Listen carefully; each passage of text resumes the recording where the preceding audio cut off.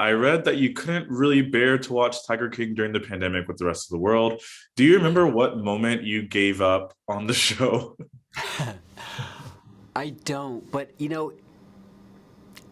was such a compelling story, but it had that kind of American sort of surface view of it, like look at the freaks, and the Real Housewife kind of thing. Wild Wild Country was another one that reminded me of that. It was like a great story, but it didn't go deep. It didn't have a lot of empathy. It was looking for the trouble, right? Mhm. And that's what we do. That's an American thing to do.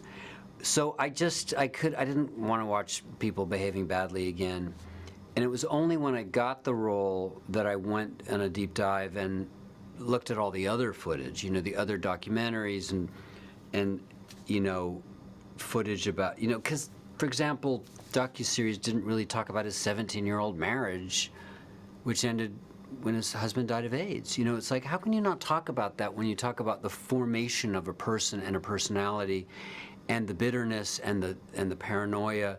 If you're beaten down because you're a little gay boy and disrespected, which often happened in that part of the country, how can you not talk about that to explain why he was so crazy and paranoid?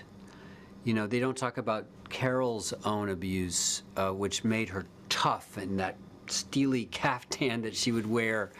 No one's going to bring any of them down, and that's an admirable thing about them. Wow, he's being queer in the middle of Oklahoma where I lived. I know what that's like. And then at first it's like I'm a gay superhero with a mullet, and I got my 18 husbands, and it's such an American, thing. But then it curdles, because the abuse made him start to become paranoid, and he sought out really damaged people, and then he focused on this enemy.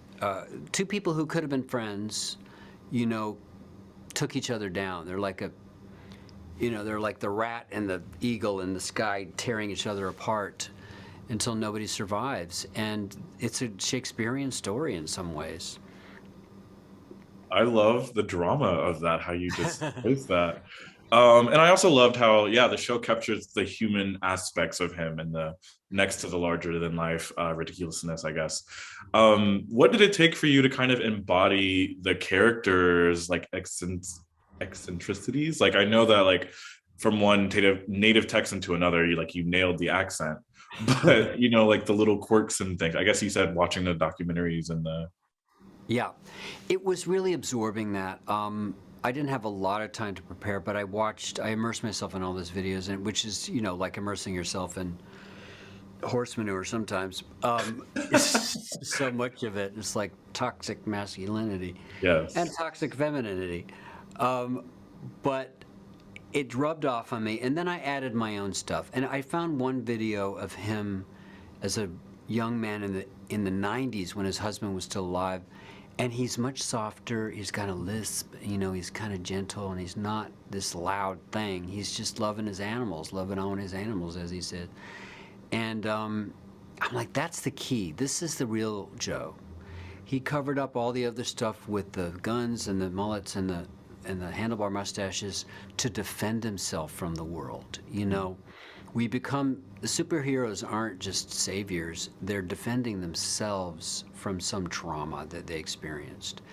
And they think they're helping people, animals and young drifters, but sometimes they're doing it because they can control them.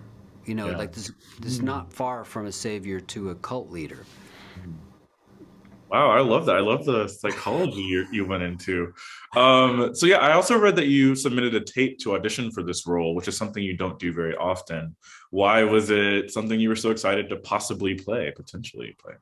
Well, it's very few roles like this come along. I mean, Hedwig, my other large film role, is similar. I realize in retrospect that, there's blonde wigs and, they're both larger than life, unique people who triumphed over adversity and then were almost destroyed by their own anger and internalized trauma. And they both focus on an enemy. Hedwig focuses on her ex, Tommy. Joe focuses on Carol as the cause of everything that's gone wrong in their life. And we all know there's people who do that. They're stalkers and they're fans in one way, or they can be just the embodiment of everything, embodiment of the world trying to destroy them. And Carole saw him as all the men that tried to destroy her.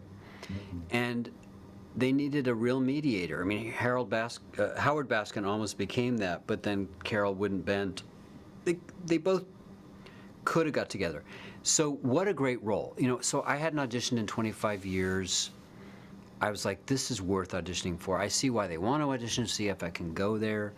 And I accessed my youth, I accessed my queerness, I accessed my drag in a way, because he is a drag king, right? Yeah. In a way.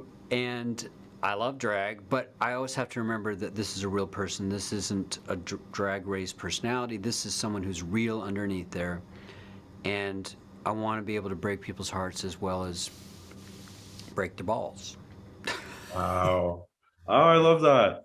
The series features CGI animals, which felt very purposeful. Was there a conversation about that behind the scenes?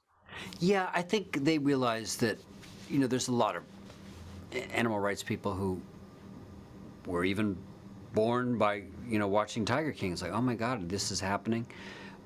So it was the right thing to do. It was also it was more expensive, but probably saved me from being eaten.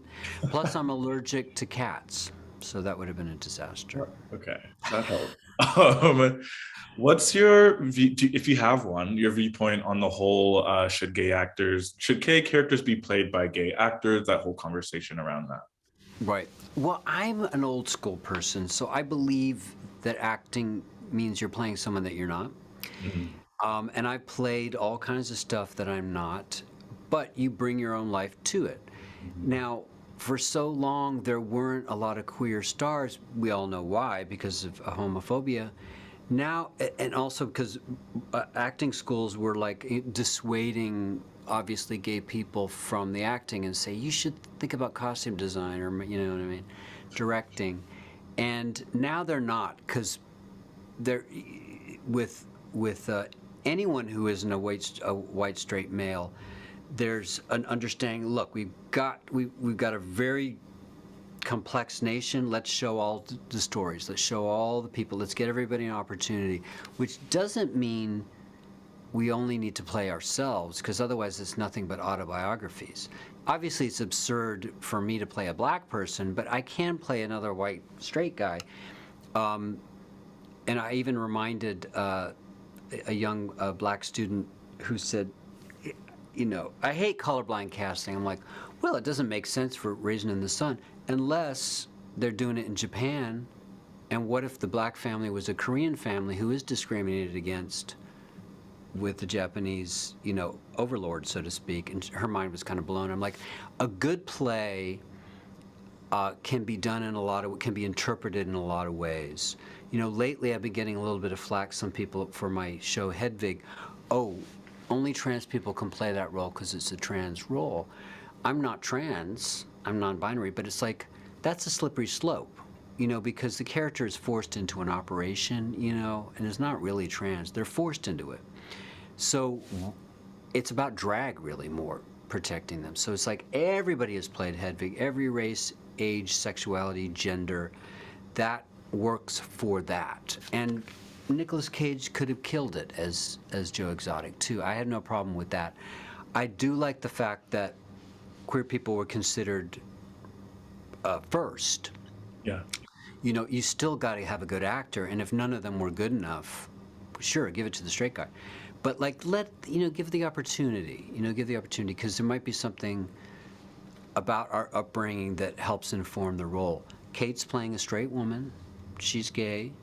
It's like, is that not allowed? Of course it is, because she understands that character. Oh, yeah. Great answer. I love talking to you, but I have to wrap, I'm seeing. But thank you so much for your time today. I appreciate it. Oh, you're welcome. Thank you. You got a great smile, by the way.